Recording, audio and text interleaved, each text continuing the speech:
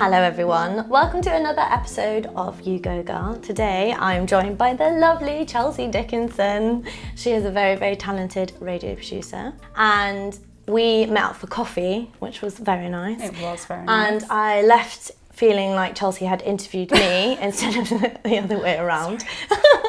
But could you tell everyone a little bit about what you do? Yeah, of course. So this for me is a bit bizarre because you're right, I'm so used to interviewing other people. Yeah. Because in my job as a radio producer, I mostly make documentaries, and they are the type of ones where I cut my voice out completely and it's all about the story and all about the person that I'm talking to. So it's a really, really interesting job role because I do everything from coming up with the idea, pitching it to somebody who may want to take it on and put it on air, researching it, going out and speaking to people, building up those relationships, recording it, editing it, and finally making a programme that somebody might want to listen to. So yeah, it's quite a long process, but it's great because you get to do every single little aspect of the programme. You really feel like you own it. So and in terms of your kind of like what you do on your average day, do you work in a team or do you work on your own? Like how does it work exactly? I'm London based and the company I work for is actually Manchester based. That's where I went to university. And I am the London office sat here. So yes, I do work in a team, but remotely. So it can feel like it's me on my own sometimes, but it is nice to have the wider family. Should I need an advice or something, or to have to roll through an idea with somebody. And you travel quite a lot, right? Yes. I make the joke all the time that I pitch an idea based on where I want to go on holiday. I'm like, a round comes through, I'm like, Panama, nice. What's going on in Panama? But yeah, there is a fair bit of travel, both inside the UK and outside of the UK. Yeah, and on on your average day, obviously you don't have many average days, they're all different, but what would you do? So would you just walk, like you obviously work from home, but is it email based? Do you ring a lot of people? Like how does it work on your, like, say you're going to walk up to your desk, what would you do every morning kind of thing? My first thing that I always do is check my messages. Yeah. As much as I'd love to not have so many emails, unfortunately that is the main way that everybody communicates. Yeah. But I've really been trying to talk myself into using the phone more because I think you can get stuff done so much quicker using the phone. Yeah. You know, you could send an email and sit for 5 hours and not get a response. And you could literally do that in 30, 40 seconds. It always surprises me how quickly you can get stuff done when you pick up the phone. Also, working on my own, it's very nice to actually talk to people. My boyfriend, who also lives here, he normally leaves for work and I don't even see him in the morning. So there can be a point sometimes he comes home from work and I am literally running, spitting out words because I haven't seen anyone all day. So phone calls definitely help with that.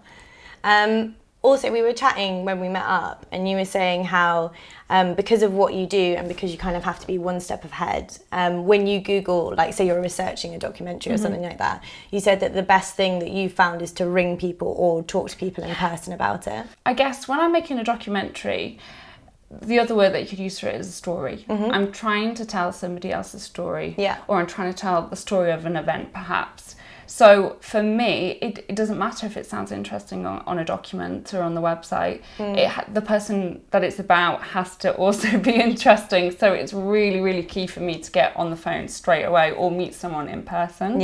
So I mentioned a lot of my job is actually about building relationships, especially when you've got perhaps a subject that is a little bit either taboo or really sensitive. You're having to make that person really comfortable with what you're doing and, you know, making them feel comfortable to be able to talk about it in a way that people are going to listen to it later on down the line.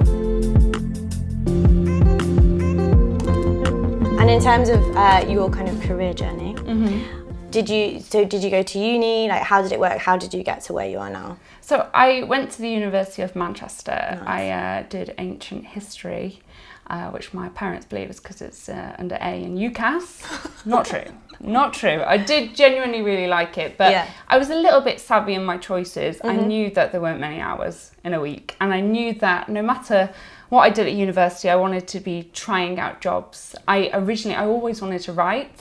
So I went straight to the university paper, and I think I got totally sidetracked by the student radio station. So I fell into radio, ended up absolutely loving it. Yeah. We had a really crap show on the student radio station, but it was such fun. Yeah. And yeah, I started to go to more and more socials and networking events. And what I will say about the radio industry is it's fairly good at welcoming new people in. They do tend to have, it's quite a social kind of industry. Yeah. There's a lot of drinks involved. Yeah. That's how it kind of started out. But I do have to say, you do not need to go to university to get into radio. No. I know so many people who are absolutely brilliant, doing so well in their careers. They didn't have to study, spend all that money. I wouldn't say university is a waste of time. For me, it was key to me. I don't know, even just in terms of how we communicate with people and life experiences. But did I need to study my degree for that? No. And in terms of like after uni, did you what kind of industry did you go in? Did you go straight into radio, or where did you go from there? So I had interned in radio during university, and I'd made sure that I'd spent my time really proactively so that I'd kind of got my unpaid work out the way before I had graduated. Yeah. Because unfortunately, it is one of those industries that you're going to have to work for free a little bit, whether that's right or wrong. Yeah. Unfortunately, when I was graduating, that was the world that I lived in. So I had applied for a number of graduate jobs. I actually ended up getting quite far in the one for ITV. Totally different to what I was expecting to go to. Yeah. I ended up not getting one of their 5 places, but they offered me a job, or they offered me an interview to actually work as part of their recruitment team. But it was a foot in the door, and I was gonna take it. So I actually ended up working in TV for 3 years. Yeah. And one particular program that I worked on that I absolutely loved was a documentary which is based on people's stories. So I think that's probably when I started to go, I really enjoyed this. And I loved watching the director who I was working with sat down and just seeing him ask these questions and the emotion that would come from them and the stories that would come out. And I just thought, that's such an incredible skill. Yeah. It's so simple. Yeah. It's just a conversation. And I don't know, perhaps we kind of live in a world where we're all on our phones, or there's so many missed conversations, I think, at the moment. So TV, I worked in it for 3 years, but when I was given the opportunity to get back into radio and to look at documentaries, I was like, yes, definitely. And what was the first documentary that you did? The first documentary I did, I think, running parallel, I made 2. I made a programme for Radio 1. Yeah. Called Who Makes Rihanna. So Nice. It's all about the people behind Rihanna in the music industry. Very poppy, short packages, 10 interviewees, loads of music, great. Running alongside, I did a programme for 5 Live about, it was 10 years after Hurricane Katrina, but it was about hurricane technology. Right. And I had to fly out to Miami to go do that. But you couldn't, they are very different. Yeah. And it was a bit of a baptism of fire, especially with the Miami one, because I was sent out there with a presenter, and it was managing talent, and it was building those relationships, and it was also the fact that I was in charge of what was happening, and me and my microphone being like, it's fine, on the plane to Miami. But didn't you film stuff as well? You were saying that you also Yeah. ended up filming something. Yeah, but I think I was just filming it on a bit of a whim. I have a okay camera, and my presenter was interviewing somebody. There's something in Florida, it's called the Wall of Wind, and they simulate hurricane winds. Really? And they test products on it. Okay. But it's insane. It's so many massive fans that are all laid up. Is it in a room? It's in an outhouse, and it faces out. Yeah, it's absolutely incredible. Yeah. So I just started filming it. Yeah. And it was so mad because after we got back and we were doing some interviews and PR kind of to get the documentary, more people to know about it, BBC News Channel ended up taking all my footage and using it. And I was like, I am not qualified to have my footage on the BBC News. But but it is one of those, I guess, working with BBC, they're quite good at tying things together and making the most of a programme. Yeah. So that was a really great opportunity. It was amazing. And what advice would you give to anyone that's starting out? My advice is that the climate around making audio has changed. Yeah. There's so many platforms where you can do it yourself these days. Because we were also chatting about podcasts and how that affecting the radio industry. Yeah. I think it's really interesting, especially because you can see the more traditional radio stations are going, podcast? Yeah. Oh, we best do a podcast. Yeah. And you're seeing that more and more, but it doesn't stop the fact that some of the most popular ones are just two mates sat on a couch having a chat. I really like the rawness that comes with a podcast. Yeah. I like the fact that it hasn't had to go past somebody's tick boxing. You can say things that are a bit risky. I love that. And I also love the warm nature that comes from just being able to listen into people having a chat. It does feel like you're like eavesdropping just a bit, but I really like that. Yeah. I think that if you are trying to get into radio, or if you're really keen to use audio to tell stories, just get out there and do it. My microphone is very expensive. It's like 800 quid. Yeah. But I say to people all the time, a lot of us have an £800 microphone on our iPhone. Okay, it's not quite the mic that's 800 quid, but that's a nice bit of kit. Yeah. You don't need to spend a lot of money to get good audio. You can pick up an old recorder off eBay, 30 quid, 40 quid. I would just say to people, start recording. Start with your family, start with your friends. Everybody has something interesting about them. It might be a certain passion project. It might be really boring. There's a whole podcast series. It was actually made by BBC called The Boring Talks. Is it boring? Well, one of them is all about the Argos catalogue. Oh, really? But it's actually interesting. Yeah. Because they really dissect the Argos catalogue. So choose something that you're really passionate about and just give it a go. Yeah. I would always prefer if someone emailed me with a CV, if they had a link to a SoundCloud or a link to something, even if it was a bit pants, I'd be like, fair dues. Yeah. You know, you've been proactive about it. And I think just showing that you're willing to give it a go is worth so much. And in terms of like where you see your career progressing, what do you think you're going to do next? Well, I feel like I've just I've been doing this for 3 years now. I feel like I'm at a really nice stage where I kind of found my groove a little bit, and the programs that I'm making are, not all of them, some of them are really light and fun and I really like those, but more and more I'm doing ones that are sending me further away, speaking to people I'd never get to speak to before, so I'm really enjoying that at the moment. I think as a radio person, I need to be very aware that visuals are going to be increasingly more important. They already have been. But I just produced my first iPlayer documentary for Radio 1.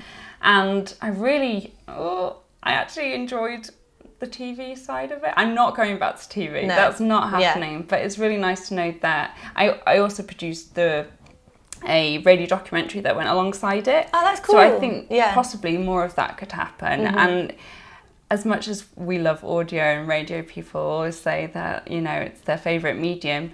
It needs to work and live in tandem with visual. What's the favourite thing about what you do?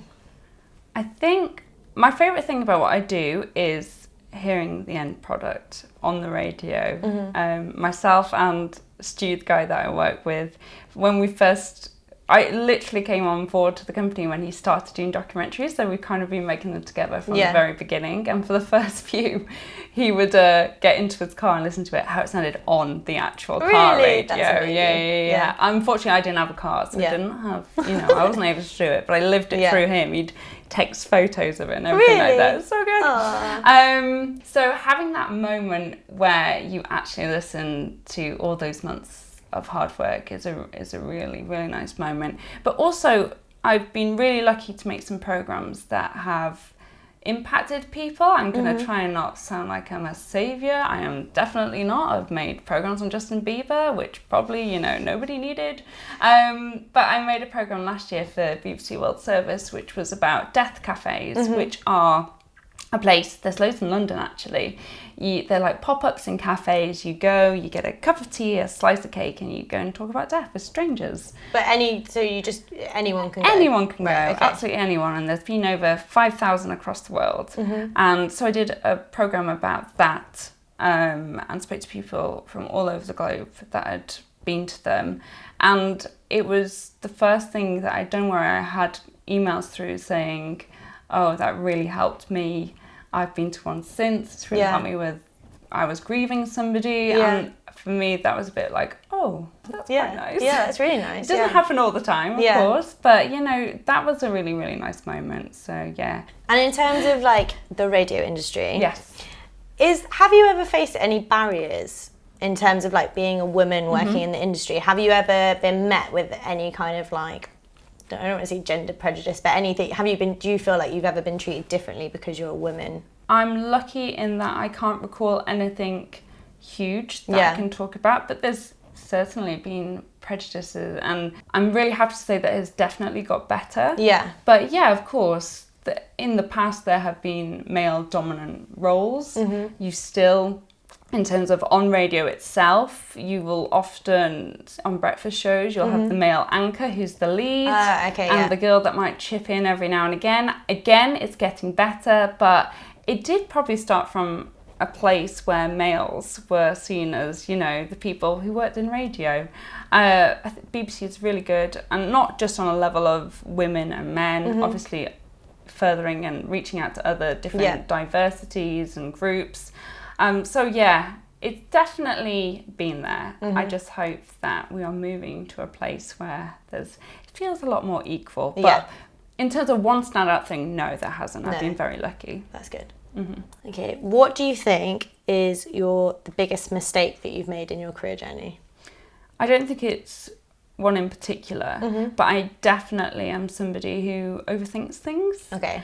And I can worry too much about it, and I wish that in general I was able to act on my impulses and my gut feeling a little bit more, especially as when you're recording, you've got one moment. You can't mess it up because you will not get it again. It will never be as good the second time if you're getting somebody to do it another time over. So I think, I need to be a bit riskier. That's one thing that I should put that on my list of resolutions. Be a bit riskier. And leading on from that, what is your favourite quote? Drink gin and everything's fine. I don't have one. Business quote, you don't have one? No, I tend to, I don't live my life for any particular quote. So I think that's good though. I feel like that, or I have a terrible memory. So I can't think of one right now. Exactly. Thanks very much for being my guest today. No problem. Yeah, it's been fun. It has. Yeah. Thanks for making my living room look How fancy. was my interviewing going? Do you think it was alright? I mean, I think... Was it alright? I think you're pretty good. Yeah? Yeah. Do you think I could be a radio producer? Just get you a mic and you'll be fine. Thank you everyone for watching, and I hope you have enjoyed another episode of You Go Girl. These will be coming out once every 2 weeks, so if you're not subscribed, if you subscribe, you'll get a notification saying that a new one is available. If you've enjoyed the video, please make sure to give us a thumbs up and leave a comment down below if you would like. But I will see you for another video in a couple of weeks. Goodbye!